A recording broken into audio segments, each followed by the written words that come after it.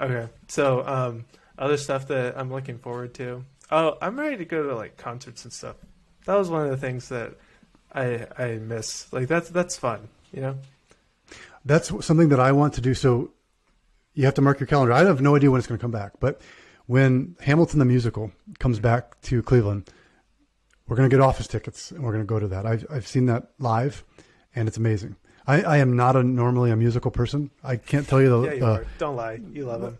I think the one musical I saw before that was Les Mis, and a lot of people like Les Mis. I wanted to fall asleep during it, but I watched Hamilton, and it blew my mind. It is just nonstop the whole time, and it's pretty cool. I love the story because I'm an American history nut. But so we're gonna go to that. So whenever that comes back, you gotta free your schedule up. Yeah, I mean, you control my schedule, so No. you free my schedule up. I will free your schedule up. All right. I watched. Me and Lily went to see Phantom of the Opera live. That was pretty cool. I feel like it had to be a pretty crappy performance, no matter what you're doing. Like if you're around people with some people that are exhibiting their craft, it'd have to be pretty bad for you to not enjoy the show. I'm pretty easy to please if I'm part of a crowd. I just like watching people like do their thing. I just think it's interesting. Yeah. I don't know. Lame is it's in French though, right? That's probably why it sucked.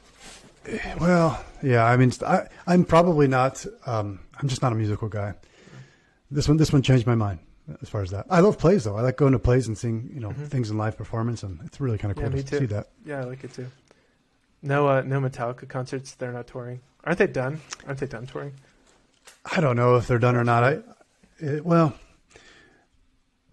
I give them the benefit of the doubt because they had all those many years of just being an amazing band, but now they're like into stuff like they're doing covers of like 50s show tunes, and like it's just like, what are you doing? I haven't seen them live, but my brother went to a concert and he said it was a pretty dope show. He said it was pretty good. I've seen them live several times. It's amazing. I saw the first. That's actually the Metallica was the first concert I ever went to. It was in I don't know if they still do Lollapalooza in Columbus area. Chicago. No, it's in Chicago, isn't it? Well, it was in the Columbus area when I went. They don't do that here. I mean, No? not since I've been here. No. Well, it's a long time ago, but they're the first concert I saw. Soundgarden opened up for them. They're a '90s band. I don't know if you know Soundgarden or not. Yeah, but Soundgarden. so I watched Soundgarden and I thought, well, man, these guys are pretty good. And then Metallica came out, and it was just night and day. It was like watching a high school team and then a pro team play. Word. Okay, here's something we could talk about. If you had to see one band this in 2021, alive or dead, who would you see? Not Metallica, because we already talked about them. I would say probably the original Beatles. Really? I think from a historical point of view, you go watch the show. I texted you asked me what movie should I be watching, and I gave you a list of movies. Which movie did you end up watching? The Big Lebowski. You ever see that movie? Oh, yeah, but you've already seen it before. No, I haven't. No, that's you the first didn't? time I saw it now. So you took none of the recommendations that were offered to you. I put them in the list, but no. Because I think by the time everybody texted me, we had already bought it. So there's a movie out there. It's on Netflix or Hulu. It's called Yesterday, and it's I know what you're talking about. But go ahead. Go ahead and explain it. Yeah. Yeah, it's an interesting story about the Beatles. The premise is a musician who's just a random guy, not famous, wakes up one day, and the Beatles never existed, except he knows all their songs. And so he's able to go out and play their songs, and then people are like, "Oh man, that's amazing! Like, where'd you come up with that song at?" And he's like, "What are you talking about? That was, and it's just a very interesting show." So I would see the Beatles because, I mean, like them or not, they revolutionized music.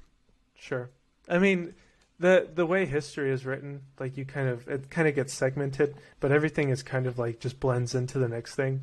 And there are some like cases of big jumps. Like the big one I always think of is Nirvana. But even they didn't really invent grunge, but they were just like the big grunge band that went mainstream first. So it seems like there are these big jumps, but there's always that kind of underground scene that's kind of pushing music forward. And then, because like the Beatles that was in the book Outliers, where they were just kind of like this garage band, and they would just play at this one dive bar like for hours and hours and hours every day, every week. And I forget when they got discovered on, what show was that? You'll have to help me out here. I don't know the history that well. Oh, well, anyway, they had their one breakout moment when they had the show in the United States, and then they were big in Britain, but when they became mainstream in the United States was like on American television, and then Yeah. that's kind of when they blew up. Yeah.